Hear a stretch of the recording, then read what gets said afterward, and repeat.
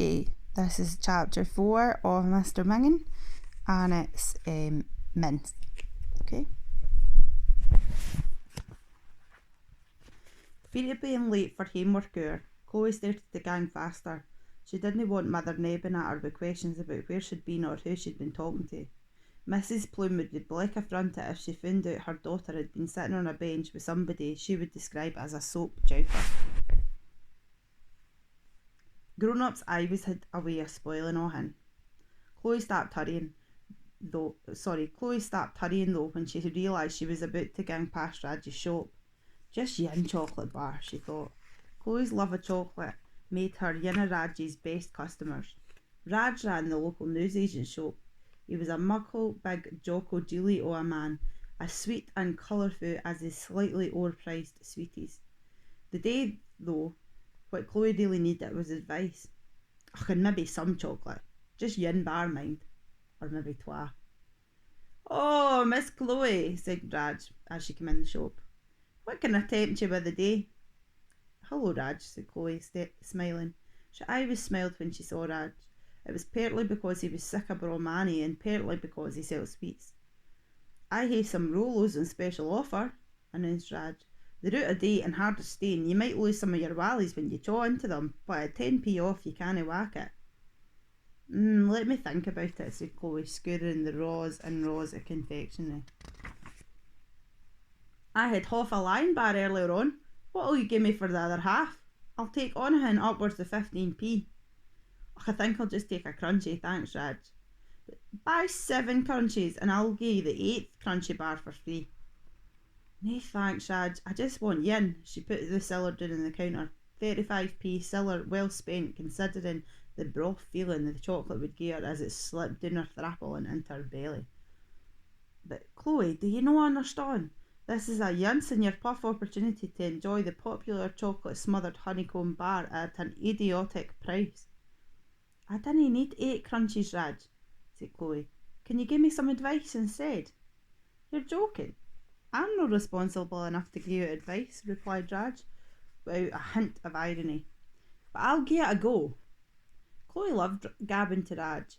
He wasn't a parent or a dominie, and whatever you said to him, he wouldn't ever judge you. However, Chloe still gawped because she was about to try to tell another wee lee. "Well, there's this lassie I ken at school," she began. "Aye, a lassie at school? Is it no you?" "No, no me, some other lassie." "Right." Chloe gawped again and kept down, no able to look at him in the eye. "Well, this friend of mine, she started talking to a tink. She really likes talking to him, but her mother would do her nutting if she found out. So my friend doesn't ken what to do." Raj kicked at Chloe expectantly. "Aye," said Raj. "And what's your question, hen?" "Well, Raj," said Chloe, "do you think it's wrong to talk to things?" "Well, it's no good to talk to strangers," said Raj. "And you should never let anybody gie you a lift in a car." "Right," said Chloe, downcasted. "But I think it's just somebody without a hame," Raj carried on. "Ower money folk walk past them and pretend they aren't there." "Aye," said Chloe, "yon's what I think as well." Raj smiled. "Ony of us could become hameless yin day, and I canna see nothing wrong with talking to a tink, just like you would talk to anybody else." "Thanks, Raj, I will. I'll tell her.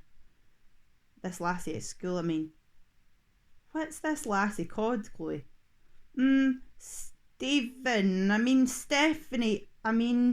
Sarah. She's called Sarah, definitely Sarah." "It's no you, Chloe," said Raj, smiling. "Aye, it's me," Chloe owned up after a millisecond. "You're an awfully good lassie, Chloe. It's braw you would take the time to talk to a tink. There for the grace of God gang you and I." "Thanks, Raj." Chloe turned red with embarrassment by his compliment. "Now, what can you buy your hameless friend for Christmas?" said Raj as he scoured around the midden of a shop. "I hae a box full of Teenage Mutant Ninja Turtles stationery sets I canna seem to shift. All yours for only $3.99. In fact, buy yin set, get 10 free. I'm no sure I think we'd be needing a Teenage Mutant Ninja Turtles stationery set, thanks anyway, Raj." But I need a Teenage Mutant Ninja Turtle stationery set, Chloe. You hae your Teenage Mutant Ninja Turtles pencil, your Teenage Mutant Ninja Turtles rubber, your Teenage Mutant Ninja Turtles ruler, your Teenage Mutant Ninja Turtles pencil case, your Teenage Mutant... Right, I get the idea, Raj, but I'm sorry, I'm not going to buy in. I hate to go, said Chloe, edging out the shop as she slipped the wrapper off her crunchie. I've no finished, Chloe, please. I've no sell even one. You hae your Teenage Mutant Ninja Turtles pencil sharpener, your Teenage Mutant Ninja Turtles jotter, your Teenage Mutant Ninja... Ugh, she's away. Chloe's home now. And what's this, young lady? Demanded Mother. She was standing waiting at Chloe's room.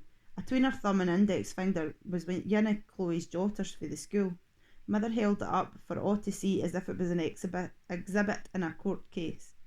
It's just my maths jotter, Mother, said Chloe, gulping as she edged into the room. You might think Chloe was worried because her maths work wasn't very good, but that wasn't it.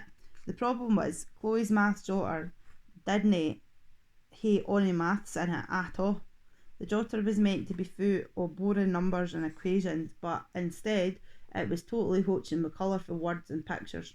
Spending all that time alone had turned Chloe's imagination into a deep, dark wood. It was a magic place to escape to, and far more exciting than real life. Chloe had used the jotter to scribe a story about a lassie who had been sent to school, based more or less on her own school, where all the Dominies are secretly vampires. She thought it was much more exciting than footsie equations, but Mother clearly didn't agree. If this is your maths jotter, what is this? What is it?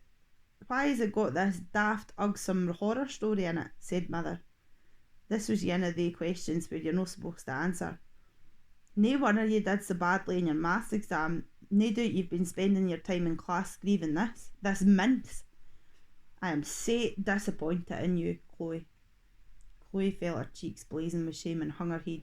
She didn't think her story was mince, but she couldn't imagine telling Mother that.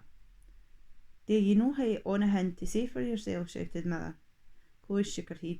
For the second time one day, she just wanted to disappear. Well, this is what I think of your story, said Mother, as she started to rave the jotter into twa. Please, dinna, stuttered Chloe. No, I'm no paying your school fees for you to waste your time on these havers. This has gone in the bin. The jotter was obviously made of sterker stuff than Mother had thought, and it had taken her a good few rugs to make the first tear. However, the jotter was soon no more than a handful of confetti.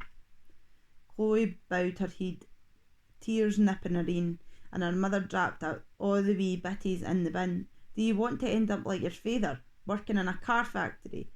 If you concentrate on your maths and didn't bother with glicky stories, you have a chance of making something of yourself. Otherwise, you'll end up wasting your life like your father. Is that what you want?